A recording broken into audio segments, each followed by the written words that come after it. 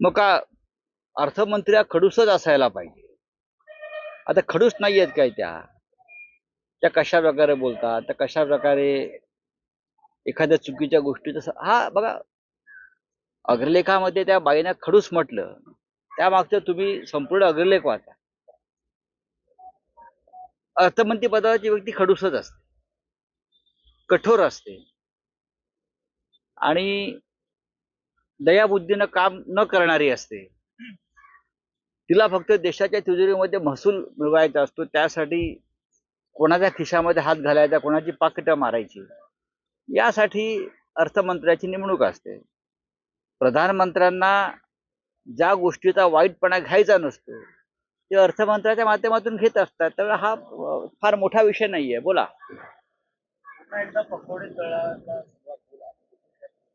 अर्थात बघा बघा आपल्या अर्थसंकल्पात महागाई कमी करण्यासाठी काही योजना आहेत का?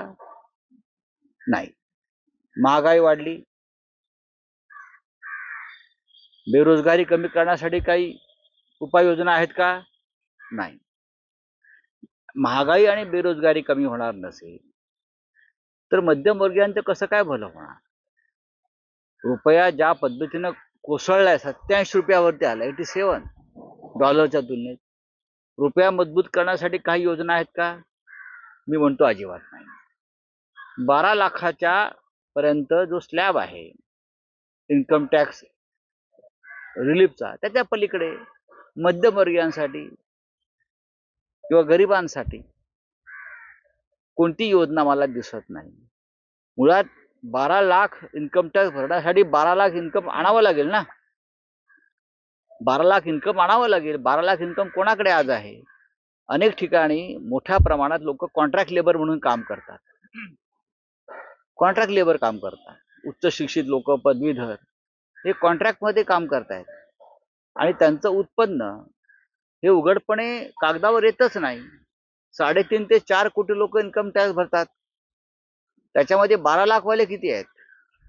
याचा खुलासा आमच्या ज्यांना आपण खडूस म्हणताय त्यांनी करायला हवा. अर्थसंकल्प समजायला किमान 72 तास लागतात. बाईने अर्थसंकल्प वाचला आणि ताबडतोब आम्हाला कळलं, हे कोणी म्हणत असेल तर ते मूर्ख आहेत.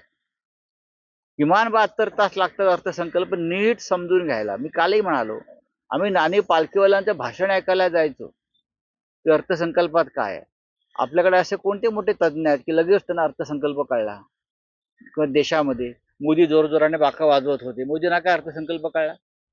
हा, बोलिये.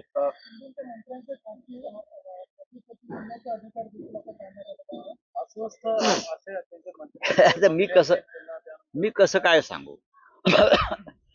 आज या प्रकारच्या बातम्या प्रसिद्ध झालेल्या आहेत की मंत्र्यांना त्यांचे सचिव नेमण्याचे अधिकार नाही. म्हणजे जे केंद्रामध्ये मोदींच्या मंत्रिमंडळामध्ये आहे तेच महाराष्ट्रामध्ये फडणवीस यांच्या मंत्रिमंडळामध्ये होत आहे. अर्थात शिस्त म्हणून ते योग्यच आहे. जर तुम्ही शिस्त म्हणाल, एक शिस्त असते. जर मुख्यमंत्र्यांनी त्या शिस्तीच्या संदर्भात अशा प्रकारे काही ठरवलं असेल तर त्याच्यावरती फार टीका करण्याचं कारण नाही. पण ज्या पद्धतीनं एकनाथ शिंदे व त्यांचे लोक मोकाट सुटले होते 2-2.5 वर्षापूर्वी की आम्ही सांगू तसंच राज्य आणि मंत्रालय चालेल किंवा खाती चालतील, त्याला जर मुख्यमंत्र्यांनी लगाम घातला असेल आणि शिस्त आणण्याचा प्रयत्न केला असेल, ज्याला आपण अनुशासन म्हणतो, अनुशासन पर्व म्हणतो, तर त्याचं स्वागत करायला हवं. कोणाला येऊन सचिव म्हणून बसवायचं आणि सचिवाच्या माध्यमातून पैसे गोळा करायचे. हा, सचिव अनेक ठिकाणी या मंत्र्यांचे हे कलेक्टर्स, पैसे गोळा करणारे, व्यवहार करणारे, डील करणारे, मंत्र्यांच्या वतीनं पैसे स्वीकारणारे, असे अनेक ठिकाणी या घटना घडल्या.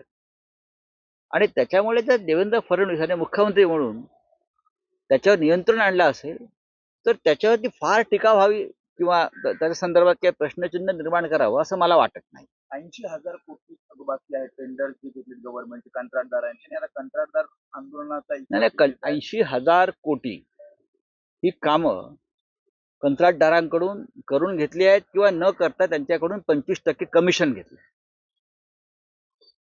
कंत्राटदार 80,000 कोटी कागदावर जे दिसत आहेत तुम्हाला, त्यांच्याकडनं कामं करून घेतली किंवा कामाच्या नावाखाली निवडणुकीच्या आधी ज्यांना हा निधी दिलेला आहे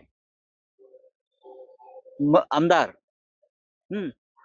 त्यांनी थेट कंत्राटदाराकडून कामं सुरू होण्याआधी 25% घेतलेले आहेत. सगळ्यांना माहिती आहे.